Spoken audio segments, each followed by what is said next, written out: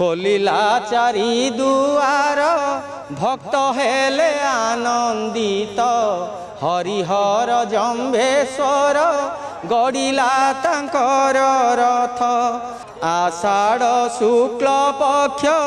द्वितीया तिथि रे प्रभु विजे कले आसी तिनि रथ परे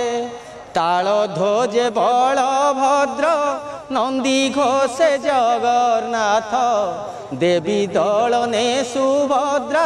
जगतर मात मणि महाप्रभु सेवा पूजा नीतिकांति सह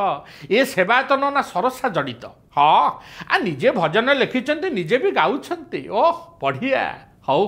टिके शुणीदबा बाणी बर्तमान शिखिकी लेखिकी बोलुची यही जो शक्तिटा सी ही दौरान 5 वर्ष है मु प्रति वर्ष गोटे गोटे यही रथ यात्रा बाहुड़ा गोटे गोटे भजन छाड़ुची। हाँ मणि ये भाव और भक्तिर कहानी कहीं केते दूरु भक्त आसी धाई